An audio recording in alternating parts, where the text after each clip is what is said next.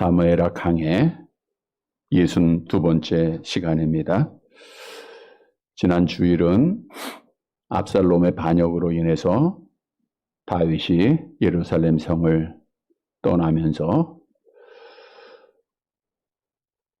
그와 함께한 자들과 나누는 여러 말씀들을 통해서 순종이다, 이런 제목으로 은혜를 나눴습니다.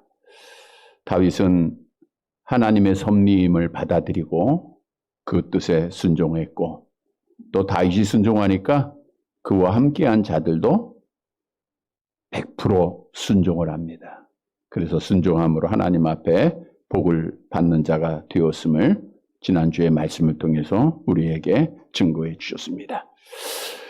지난주에 말씀드린 대로 시편 3편의 말씀을 통해서 보면 다윗이 압살롬의 반역으로 예루살렘을 떠나 피난의 길을 가는 것, 이것이 복이라 그랬어요? 저주라 그랬어요?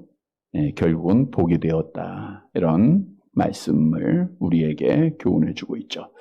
우리가 신앙생활을 하는 가운데서도 마찬가지입니다. 때로는 넘어질 수도 있고, 때로는 실패할 수도 있고, 때로는 좌절에 절망에 빠질 때도 있어요. 그러나 그 모든 과정은 다 하나님이 섭리하고 계시는 순간순간이기에 이것이 우리에게 복이 될 줄로 믿습니다. 요셉의 그 환경을 변화시켜서 복이 되게 하신 하나님이 우리의 하나님이시기 때문입니다. 오늘 본문의 말씀은 이제 다윗과 그의 일행들이 계속해서 이제 예루살렘 성의 끝에 집이죠. 거기서 계수하다가 이때라고 하는 사람을 보게 되고, 또 그와 함께 기드론 시내를 건너서 이제 그 유대 광야에 이르게 됩니다. 유대 광야.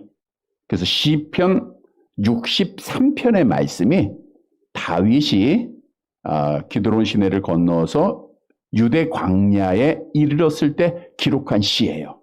그가 광야를 건너면서 이런 말씀에 고백을 했죠. 시편 63편 1절입니다. 함께 봅니다.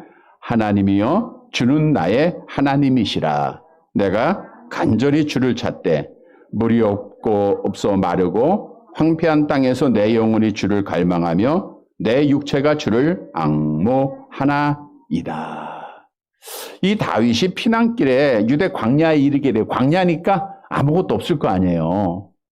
그런데 그 물도 없고 뜨거운 햇살이 내리쬐는 그 햇빛 가운데서도 다윗은 절망하지 않고 내 영혼이 주를 갈망한다.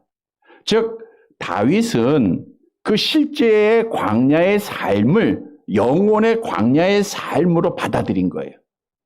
그가 왕국에 있을 때에는 마치 모든 것을 풍요롭게 다 누렸듯 그가 영적으로도 모든 것을 누리고 있음에도 불구하고 하나님을 찾지 못했던 거죠. 우리가 배부르게 되면 하나님 다 잊게 됩니다. 다윗도 같은 생활을 했던 거예요. 그런데 그가 피난길의 광야에 이르게 보니까 황폐한 삶 가운데서 자기의 영혼이 황폐해진 것을 느낀 거예요. 그래서 목마른 사람은 뭐가 있어야 돼요? 물이 있어야 돼요. 그러니까 하나님이 떠난 것, 하나님이 없는 것을 깨달은 다윗은 하나님을 찾게 되는 거죠. 그러니까 결국 압살롬의 반역은 다윗에게 복이 되었다라고 성경은 계속해서 증거하고 있는 겁니다. 우리 지난주에 이어서 오늘은 시편 63편의 말씀을 한번 성경을 찾아볼까요? 시편 63편 말씀.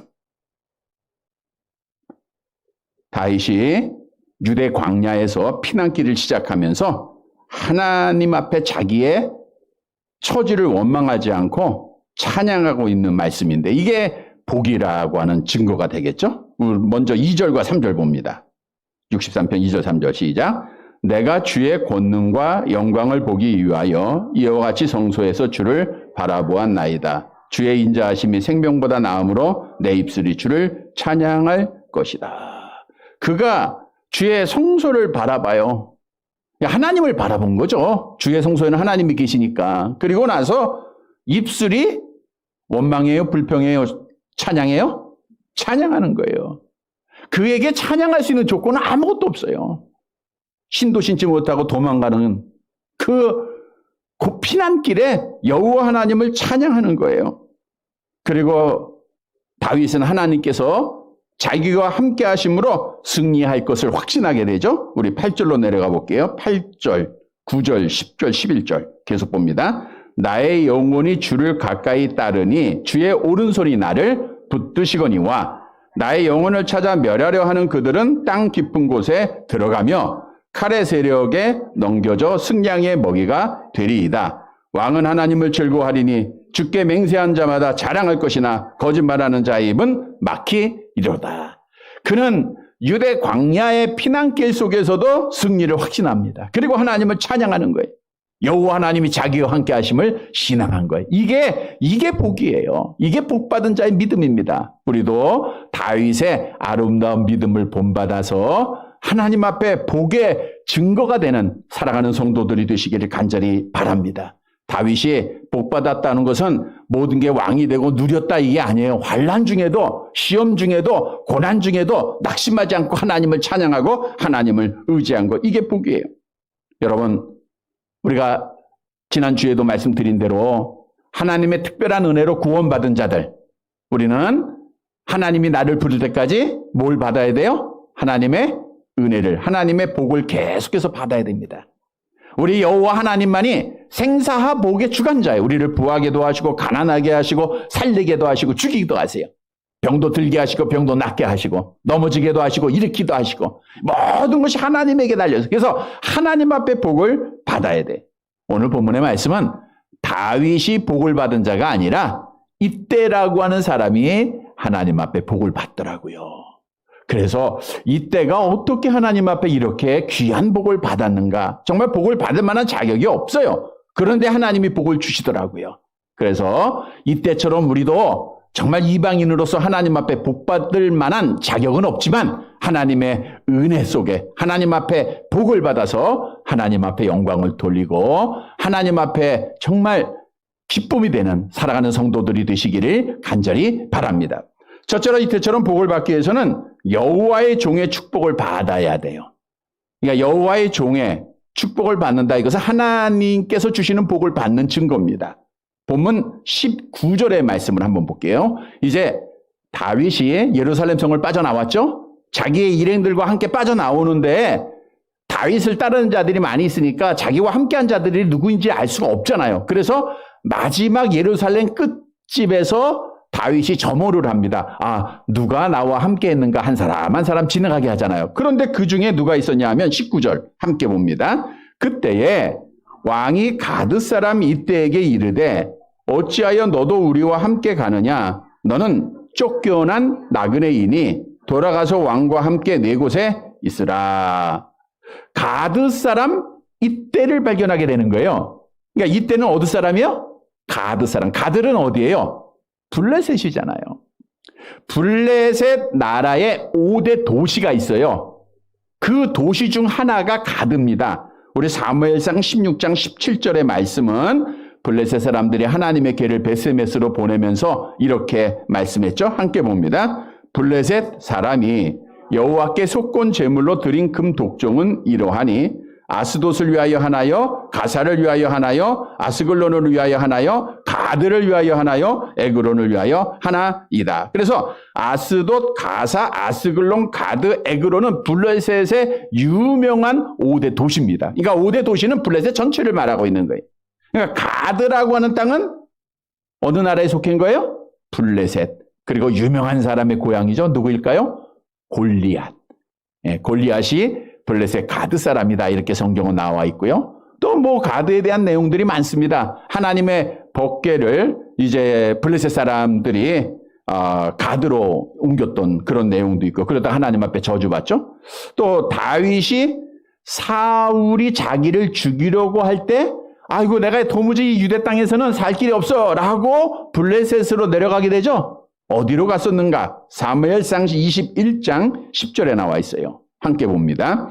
그 날에 다윗이 사울을 두려워하여 일어나 도망하여 가드 왕 아기스에게로 가니, 게 블레셋 땅으로 갔는데 구체적으로 어디로 갔어요? 가드로 간 거예요. 가드에 가서 도망을 한 거예요. 따라서 이때라고 하는 사람은 유대민족이 아니에요. 유대 사람이 아니고 이방 사람입니다. 그러니까 이방 사람이니까 복에서 제외된 자들이라 생각을 하겠죠? 뿐만 아니라 다윗의 피단길에 이 이방 사람이 함께 했다는 거예요. 그래서 다윗은 이때에게 너는 다시 돌아가라고 명령을 내립니다. 그 명령을 내리게 동기가 이제 너는 쫓겨난 나그네니 이렇게 말씀하고 있어요. 그러니까 이때라고 하는 사람을 소개하면서 너는 쫓겨난 나그네다. 누구한테 쫓겨났어요? 자, 이때는 어디에 살았던 사람이에요? 블레셋 가드에 속해 있던 사람이야. 거기 살다가 쫓겨난 사람이야. 그러니까 추방을 당한 사람이다라고 하는 사실을 기억하면 되겠죠? 그러다가 다윗과 함께한 거예요. 추정해 보건대 다윗이 이제 가드로 가서 도망가 있을 때 이때라고 하는 사람을 만나게 되었던 것이고, 또 이때가 블레셋에서 추방을 받아요. 그때 다윗에게 찾아와서 다윗과 함께 거처를 정했다라고 하는 사실을 생각해 볼 수가 있겠죠. 따라서 다윗이 이때에게 너는 돌아가라. 그리고 돌아가서 왕과 함께 네 곳에 있으라 그랬어요. 여기서 말하고 있는 왕은 누구를 의미해요? 압살롬을 말하는 거예요. 다윗이 압살롬을 왕으로 칭하고 있네요. 그러면 자기는 도무지 다시 돌아올 수 없다라고 다윗이 느끼고 있었는가? 그건 아니고요. 많은 이스라엘 백성들이 압살롬이 우리의 왕이 되었다 칭하고 있으니까 그걸 인정해 준 것이지, 우리가 앞에서 본 시편 3편이나 63편의 말씀을 보면 다윗은 자기가 승리할 것을 믿었어요? 안 믿었어요? 믿었단 말이에요. 다시 예루살렘으로 돌아올 것을 확신했어요. 그래서 지난주도 예루살렘 왕궁을 지키라고 첩 10명을 놔두지 않았습니까? 그러니까 왕이라고 칭한 것은 인정만 한 것이지, 그냥 많은 백성들이 인정하니까 같이 인정한 것이지, 자기가 다시 돌아올 것은 다윗은 믿음으로 가지고 있었다라고 하는 사실을 우리가 말씀을 통해서 볼 수 있죠. 자, 그러면 왜 다윗은 이때라고 하는 사람에게 예루살렘으로 돌아가라고 명했는가?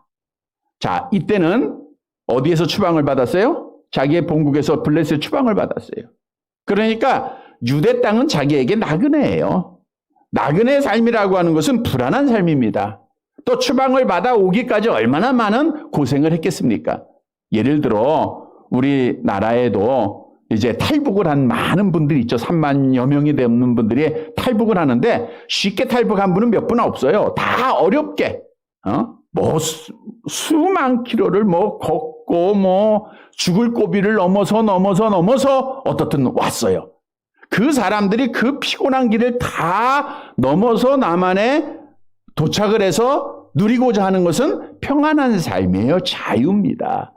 마찬가지로 이때도 고향에서 추방을 받고 블레셋 추방을 받고 유대 땅에 왔을 때 편안한 삶을 원했을 거예요. 그런데 다윗과 함께 피난의 길을 가면 그 길은 편안한 삶이 아니죠. 불안한 삶이죠. 안정되지 못한 삶이죠. 고난의 삶이죠. 그래서 다윗이 이때를 위해서 너는 다시 예루살렘에 가서 그냥 자리 잡고 편안하게 살아라라고 명을 내리게 된 거죠. 20절에도 그 말씀을 증거하고 있어요. 20절 함께 봅니다. 너는 어제 왔고 나는 정처 없이 가니 오늘 어찌 너를 우리와 함께 떠돌아다니게 하리요.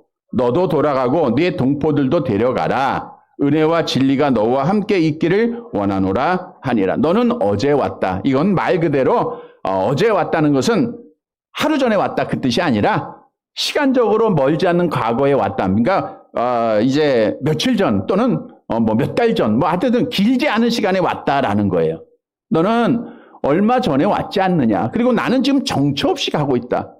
다윗이 아들 압살롬이 반역할 것을 알았어요, 몰랐어요? 몰랐잖아요. 그러니까 내가 어느 나라에 가서 어떻게 정착할 것이다라고는 계획도 없이 가잖아요. 그러니까 다윗이 가는 길은 정처 없는 길이에요. 그러니까 안정하지 못한 삶이니까 돌아가서 안정을 찾아라. 그렇게 말씀하죠. 그러니까 너만 돌아가는 게 아니라 너와 함께 동포들을 데리고 가라. 여기서 동포는 가족을 말하고 있고 이때 형제들 함께한 자들. 그러니까 이때가 홀로 추방을 당한 게 아니라 가족들과 또 많은 사람들과 함께 추방을 당했음을 알 수가 있죠. 이때가 지도자입니다. 그래서 함께 다 돌아가라 그런 거예요. 그리고 다윗이 중요한 내용이에요. 오늘 본문에 이때에게 축복을 하고 있어요. 본문 말씀 20절 하반절에 보니까 은혜와 진리가 너와 함께 있기를 원하노라. 은혜와 진리가 너와 함께 있기를 원하노라. 다윗은 하나님을 아는 백성이 할 수 있는 최상의 축복을 이방인인 이때에게 했다는 거예요. 여기서 중요한 사실은 다윗이 이방인들에게 축복했다고 하는 것은 당시에 유대인들은 선민사상에 빠진 자들이에요. 이방인들은 축복을 받을 만한 자격이 있어요? 없어요? 없잖아요. 그럼에도 불구하고 다윗이 이때에게 축복했다는 것은 이방인들에게도 구원이 있다라고 하는 사실을 이미 말씀을 통해서 우리에게 밝혀주고 있는 거예요. 뿐만 아니라 다윗은 누구의 사람이에요? 사람이 세웠어요? 하나님이 세웠어요? 하나님이 세웠어요. 그러니까 다윗의 축복을 받았다는 것은 누구의 복을 받았다는 것이에요? 하나님 앞에 복을 받았다라고 하는 것을 말씀해 준. 그러니까 당연히 하나님의 사람에 의해서 축복을 받았으니까 그가 하나님께로부터 복을 받는 게 당연한 거죠. 그래서 이때가 하나님 앞에 복 받은 자예요. 그래서 오늘 우리에게 주는 교훈은 우리가 이 땅에 사는 동안 하나님께로부터 복을 받아야 되는데 주의 종으로부터 하나님의 사람들로부터 축복을 받는 자가 되어야 할 것을 우리에게 말씀해 주고 있습니다. 오늘 설교를 하면서 여러분들이 단어를 잘 알아야 돼요. 제가 축복한다, 복을 주신다, 이게 다 구별해서 지금 사용하고 있습니다. 대부분 축복이라고 하는 것은 하나님께서 우리에게 주신 특별한 은총, 특별한 복, 특별한 은혜를 우리가 생각하고 있어요. 그래서 축복을 한다라고 하면 다들 좋아합니다. 그러나 여러 번 말씀을 드리는데 다시 한번 반복하는 것은 아직도 우리가 잘 못 알고 사용하고 있기 때문이죠. 축복이라는 것은 빌축과 빌복이라 그랬죠. 그러니까 복을 빈다라고 하는 것이 축복이라는 거예요. 그래서 우리나라 말 사전에도 앞날에 행운을 빈다, 앞길에 행복을 빈다가 축복입니다. 그래서 우리가 하나님 축복해 주세요, 하나님의 축복이 있기를 원합니다라고 하는 단어는 올바르지 않다는 거죠. 왜? 하나님은 누구에게 복을 빌어요? 하나님보다 더 큰 신이 있어요? 없어요? 없어요. 그러니까 하나님은 강복자이지 축복하시는 분이 아니에요. 만일 하나님 축복해 주세요 하면 우상숭배하는 겁니다. 하나님보다 더 큰 신이 있다고 하는 것을 인정하는 거예요. 그런데 오늘날 이 말을 모른다고 해서 죄가 안 되는 거 아닙니다. 너무나 많은 목사님들이, 너무나도 많은 성도들이 다 따라서 이 말을 사용하고 있어요. 하나님 나에게 축복해 주세요. 우리도 모르고 그렇고 사용할 때가 참 많죠. 하나님 축복해 주세요. 왜? 말은 듣기 좋으니까. 근데 하나님 축복해 주세요. 하나님은 그러면 누구보다 더 큰 신에게 나에게 복을 빌어야 됩니까? 우리 사람은 축복할 수 있어요. 누구를 통해서? 하나님을 통해서. 그러나 하나님은 복을 주시는 분이에요. 우리는 성경에 축복이라고 하는 단어가 구약에 82번, 신약에 16번 나오는데 한 번도 하나님이 축복하셨다는 말씀이 없습니다. 노아가 아들 셈에게 복을 줘요? 축복을 해요? 축복을 합니다. 멜기세덱도 아브라함에게 축복을 해요. 왜? 사람이 사람에게 축복하는 것은 당연한 거예요. 창세기 14장 19절 말씀 볼까요? 함께 봅니다. 그가 아브라함에게 축복하여 이르되, 이게 멜기세덱입니다. 천지의 주제이시오 지극히 높으신 하나님이요 아브라함에게 보세요. 아브라함에게 축복해 주옵소서 이렇게 얘기 안 하죠? 그러니까 멜기세덱이 이제 아브라함으로부터 11조를 받잖아요. 그리고 나서 축복을 해요. 아브라함에게 축복하여 이르되 천지의 주제시여 여호와여 하나님이 아브라함에게 축복해 주소서가 아니라 복을 내려 주옵소서. 이렇게 사람이 사람에게 축복할 수 있어요. 그러니까 특히 부모가 자녀들에게 축복을 잘해야 돼요. 이건 우리가 받은 특권입니다. 아무나 하는 게 아니야. 여러분들은 하나님의 자녀요? 하나님의 사람이에요. 그러니까 여러분이 축복하면 우리 자녀들이 누구한테 복을 받는 거예요? 하나님 앞에 복을 받는 거예요. 근데 축복보다 저주할 때가 많고 축복을 안 할 때가 많아요. 여러분 예수를 믿으면 우리는 복의 근원들이 된 자들이에요. 그래서 누구를 만나든지, 그래서 예수님께서도 그랬잖아요. 너희가 누구의 집에 들어가든지 뭘 빌라? 평안을 빌라. 이게 축복하라는 거예요. 근데 그 복이 그 집에 합당하면 그 집에 임하게 될 것이고, 합당하지 않으면 누구한테 임해요? 나한테 임한다는 거 아니에요. 그러니까 우리는 축복을 많이 하는 자들이 되시기를 바랍니다. 분명한 사실은 하나님은 축복하는 분이 아니다. 복을 내리시는 분이다. 우리 창세기 1장 28절 말씀 볼까요? 같이 봅니다. 하나님이 그들에게 복을 주셨어요. 창세기 9장 1절 시작. 하나님이 노아와 그 아들들에게 복을 주시며 그들에게 이르시되 생육하고 번성하며 땅에 충만하 복을 주셨다라는. 그래서 우리는 이제 아는 자들이니까 절대로 하나님 축복해 주세요. 주님의 축복이 있기를 원합니다. 이것은 잘못된 말이다라고 해서 절대 사용해서는 아니 되겠죠? 우리가 아브라함의 말씀을 다시 한번 인용해 볼까요? 창세기 12장 3절. 하나님께서 믿음의 조상으로 삼으시면서 함께 봅니다. 너를 축복하는 자에게는 내가 복을 내리고 너를 저주하는 자에게는 내가 저주하리니 땅의 모든 족속이 너로 말미암아 복을 얻을 것이라 하신 너를 축복하는 자. 그러니까 아브라함을 축복하는 자는 누구예요? 사람이에요? 하나님이에요? 사람이죠. 그들에게 하나님이 뭘 주세요? 복을 주시는 거예요. 그래서 우리는 하나님은 강복자의 복을 주시며 하나님 나에게 복을 내려주세요. 이건 맞아요. 하나님 축복해 주세요. 이건 다른 겁니다. 틀린 겁니다. 그래서 우리도 하나님 앞에 오늘 본문에도 보면 다윗은 이때에게 축복을 할 수 있어요? 없어요? 있잖아요. 그걸 한 거예요. 여러분들도 축복할 수 있다 그랬어요? 그래서 우리도 축복을 잘해야 돼. 뭐 돈이 많아야 축복하고 뭘 권세를 가져야 축복하는 게 아닙니다. 우리가 나오미라고 하는 여인을 보세요. 그가 며느리에게 뭐 있어서 축복했습니까? 룻기서 1장 8절을 보세요. 같이 봅니다. 나오미가 두 며느리에게 이르되 너희는 각기 너희 어머니의 집으로 돌아가라. 너희가 죽은 자들과 나를 선대한 것 같이 여호와께서 너희를 선대하기를 원한다. 이후에 보니까 계속해서 나오미가 자기의 자부들에게 축복을 해요. 그거는 하나님을 아는 하나님의 자녀들의 특권이에요. 그래서 우리는 말씀드린 대로 축복을 잘해야 돼요. 나의 축복을 통해서 그 축복을 받는 자가 하나님께로부터 복을 받을 줄 믿으시기를 바랍니다. 그래서 사도 바울도 하나님의 사람이 된 이후에 어느 교회에 편지하든지 항상 축복했죠. 에베소 2장 1장 2절 함께 봅니다. 하나님 우리 아버지와 주 예수 그리스도로부터 은혜와 평강이 너희에게 있을지어다. 그래서 우리는 하나님으로부터 복을 받기 위해서는 하나님의 사람들로부터 축복을 받아야 돼. 성도들은 목사로부터 축복받는 자가 돼야 되고 자녀들은 부모로부터 축복받는 자가 돼야 되고 그래서 야곱도 죽기 전에 자녀들 놓고 다 하나하나 축복하잖아요. 그래서 항상 여러분을 축복하세요. 우리 손주들 보면 축복하고 자녀들 보면 축복하고 항상 하나님 앞에 복을 비세요. 그러면 우리 자녀들이 복을 받을 거예요. 오늘 본문에 이때가 그래요. 이방 사람입니다. 복 받을 만한 자격이 없어요. 그러나 하나님의 사람 다윗이 축복하니까 이때가 복을 받더라고요. 그래서 우리도 하나님 앞에 축복하는 자가 되고 뿐만 아니라 축복을 받는 자가 되어서 하나님께로부터 복을 받는 사랑하는 성도들이 되시기를 간절히 바랍니다. 두 번째로 하나님을 떠나지 않는 자가 복을 받아요. 하나님을 떠나지 않아야 돼.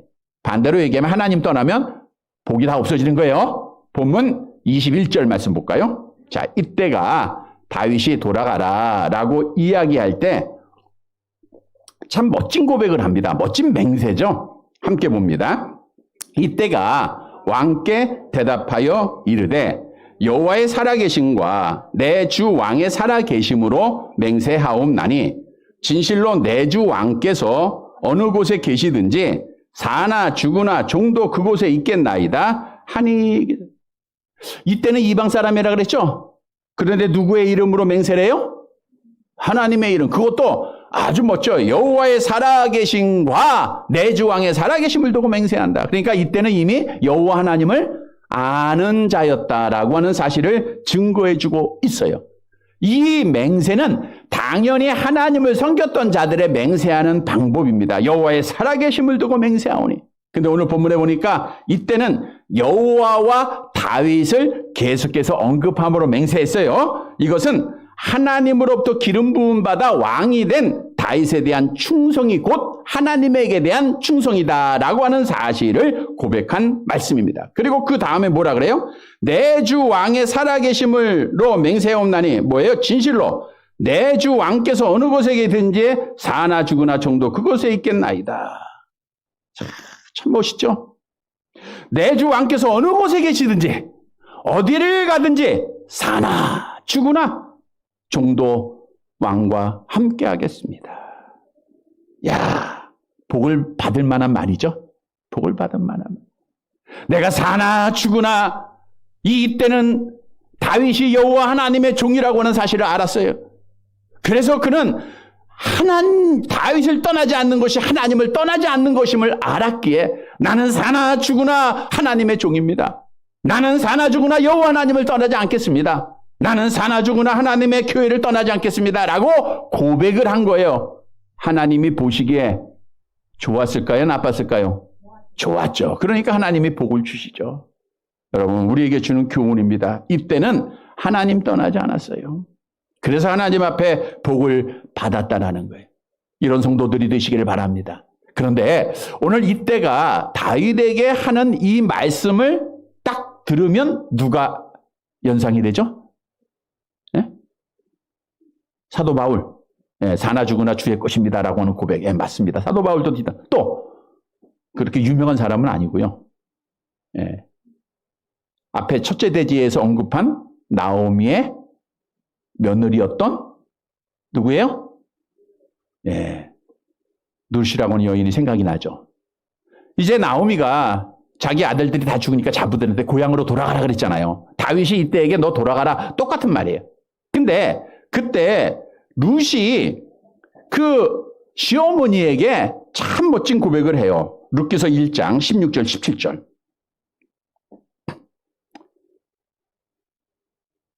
신방을 하면서 그 시어머니하고 며느리하고 뭐 옛날에는 같이 사는 분들이 많았잖아. 그리고 관계가 좀 안 좋을 때 이 말씀을 많이 인용도 합니다. 1장 16절 17절 같이 봅니다. 룻이 이르되 내게 어머니를 떠나며 어머니를 따르지 말고 돌아가라 강권하지 마옵소서. 어머니께서 가시는 곳에 나도 가고 어머니께서 머무르시는 곳에서 나도 머물겠나이다. 어머니의 백성이 나의 백성이 되고 어머니의 하나님이 나의 하나님이 되시리니 어머니께서 죽으시는 곳에서 나도 죽어 거기 묻힐 것이라. 만일 내가 죽는 일 외에 어머니를 떠나면 여호와께서 내게 벌을 내리시고 더 내리시기를 원하나이다 하는지라. 오늘 이때 고백과 같잖아요. 룻이 복을 받았어요? 안 받았어요? 하나님 앞에 가장 귀한 복, 예수님의 족보에 들어가는 복 받았잖아요. 왜? 하나님의 사람을 떠나지 않고 하나님 떠나지 않으니까. 그래서 우리도 이 고백을 우리도 하고 실천해야 돼요. 하나님, 내가 죽어도 하나님 떠나지 않겠습니다. 내가 죽어도 내가 하나님의 교회, 하나님의 사람 떠나지 않겠습니다. 이것이 하나님 앞에 복받을 자의 증거라고 하는 사실이에요. 그래서 우리 예수님께서도 제자들을 향하여 뭐라고 말씀했습니까? 요한복음 6장 66절 67절. 오늘날 많은 사람들이 시험이 있고 어려움이 있고 또 뭐 자기 생각대로 떠나려고 하고 또 떠나는 자들도 많이 있는데 제자들에게 이런 말씀을 했어요. 같이 봅니다. 그때부터 그의 제자 중에서 많은 사람이 떠나가고 다시 그와 함께 다니지 아니하더라. 예수께서 12제자에게 이르시되 너희도 가려느냐? 가서는 안 된다라는 거죠. 복받을 자들은 절대로 떠나지 말아야 된다는 거예요. 그래서 주님이 말씀하시죠. 마태복음 16장 25절 함께 봅니다. 누구든지 제 목숨을 구원하고자 하면 잃을 것이요 누구든지 나를 위하여 제 목숨을 잃으면 찾으리라. 오늘 이때는 다윗을 위해서 하나님의 종 다윗, 하나님을 위해서 자기의 목숨을 버리겠다는 거예요. 그건 하나님 앞에 구원받을 만한 자격의 믿음이에요. 그게 하나님 앞에 복받을 자입니다. 여러분, 이때라고 하는 사람이 다윗을 떠나지 않는다는 것은 하나님을 떠나지 않는다는 거예요. 하나님의 교회를 떠나지 않는다는 거예요. 떠나지 않는다는 건 뭐예요? 하나님을 가까이 한다라는 것을 말씀해 주고 있죠. 그래서 우리가 하나님을 가까이 함이 내게 뭐라? 복이다. 하나님 떠나지 않는 게 복입니다. 오늘도 하나님 떠나지 않고 하나님의 전에 나와서 영적으로 하나님 만나고 하나님 가까이 찾는 게 복인 줄 믿으시기를 바랍니다. 우리는 날마다 하나님 앞에 기도하고 말씀을 통해서 하나님의 음성을 듣고 하나님을 만나는 것이 복이라고 하는 사실을 믿으시기를 바랍니다. 성도 여러분, 오늘 본문의 이때가 나는 당신을 주의 종 다윗을 떠나지 않겠습니다. 죽어도 떠나지 않겠습니다. 하나님 떠나지 않겠습니다. 라고 고백하고 맹세하고 실천해서 하나님 앞에 복을 받았다라고 하는 사실을 기억하고 우리가 주님 떠나지 않고 교회 떠나지 않고 하나님 떠나지 않아서 복받는 사랑하는 성도들이 되시기를 간절히 바랍니다. 세 번째로 순종하는 자가 복을 받아요. 본문 22절의 말씀 봅니다. 이제 다윗이 이때의 맹세와 이때의 마음을 알게 됐죠. 그래서 다윗이 이때에게 이렇게 명을 내립니다. 함께 봅니다. 다윗이 이때에게 이르되 앞서 건너가라 하매 가드 사람 이때와 그의 수행자들과 그와 함께한 한 아이들이 다 건너가고, 이제 다윗이 이때에게 명령을 해. 앞서 건너가라. 그랬더니 이때는 또 다윗의 말에 순종을 해서 자기와 함께한 자기를 따르는 모든 사람들과 함께 앞서서, 모든 사람보다 앞서서 건너가게 돼요. 건너간다는 것은 강이나 시내를 가로지른다, 건너편으로 가다, 이런 뜻인데 다음 절에 보니까 기드론 시대다라고 말씀해주고 있죠. 본문 23절 말씀 보세요. 23절 함께 봅니다. 온 땅 사람이 큰 소리로 울며 모든 백성이 앞서 건너가매 왕도 기드론 시내를 건너가니 건너간 모든 백성이 광야 길로 향하. 여기서 광야길이 유대 광야입니다.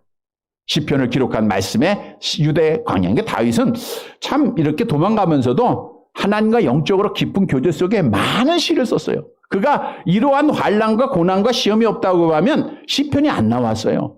그러니까 하나님의 은혜죠, 모든 게. 자, 그런데 오늘 본문으로 가보면 이때가 건너가고, 그리고 온 땅 사람들이 다 건너가요. 근데 여기서 온 땅 사람들은 예루살렘의 모든 성의 사람을 말하는 건 아니에요. 처음부터 다윗과 함께 했던 자들. 그러니까 다윗이 예루살렘 성을 나올 때 다윗과 함께한 자들 있잖아요. 그들이 다 함께 대성통곡하면서 울음소리를 끊이지 않으면서 계속해서 울면서 다 건너갔다는 거예요. 자, 기드론 시대는 어둡다, 기드온이라고 하는 이름이 어둡다, 한탄하다, 이런 이름이에요. 그런데 다윗이 피난길을 가면서 기드론 시내를 건너요. 어두운 그 강을 건넙니다. 한탄하면서 건넙니다. 그 이름과 걸맞죠. 그런데 이 기드론은 예수님과도 연관이 있어요. 예수님께서 우리를 위하여 십자가를 지시기 전 마지막 밤에 뭐 하셨어요? 기도하셨죠? 어디에서? 겟세마네 동산에서. 우리 예수님께서 예루살렘에 있는 다락방에서 만찬을 마치셨어요. 만찬을 마치시고 제자들과 함께 걷는 곳이 기드론입니다. 요한복음 18장 1절 함께 봅니다. 예수께서 이 말씀을 하시고 제자들과 함께 기드론 시내 건너편으로 나가시니, 그게 이제 겟세마네 동산이에요. 제자들과 함께 들어갔다. 그러니까 예수님도 우리의 죄를 담당하기 위하여 십자가를 지시기 전 어디를 건너요? 기드론. 그러니까 여러분, 우리가 하나님 앞에 영광을 얻기 위해서는 항상 기도론이 우리 앞에 있어요. 고난의 일이 있고 한탄스러운 일이 있고요, 슬픔의 일이 있고 안 되는 일이 있고 절망스러운 순간이 있다는 거예요. 그럴지라도 건너야 돼, 안 건너야 돼요? 건너야 돼. 그래야 복을 받아요. 오늘 본문에 이때도 누구보다도 먼저서 다윗의 명령에 따라, 다윗의 명령은 누구의 명령이에요? 하나님의 명령에 따라서 건넜어요. 그래서 하나님 앞에 복을 받았다라고 우리에게 증거하고 있죠. 주시는 교훈입니다. 우리도 순종해서 기도론을 건널 때, 기도론 앞에서 좌절하고 낙심하고 쓰러지지 말고 건널 때 하나님 앞에 복인 줄 믿으시기를 바랍니다. 이때가 나중에 이제 예루살렘으로 다시 돌아오잖아요. 어떤 복을 받았는지 아세요? 사무엘하 18장 2절.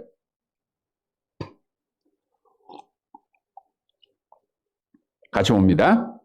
다윗이 그의 백성을 내보낼새 3분의 1은 요압의 휘하에, 3분의 1은 수루야의 아들 요압의 동생 아비새의 휘하에 넘기고 3분의 1은 가드 사람 이때의 휘하에 넘기고 왕이 백성에게 이르되 나도 반드시 너희와 함께 나가리라 하니.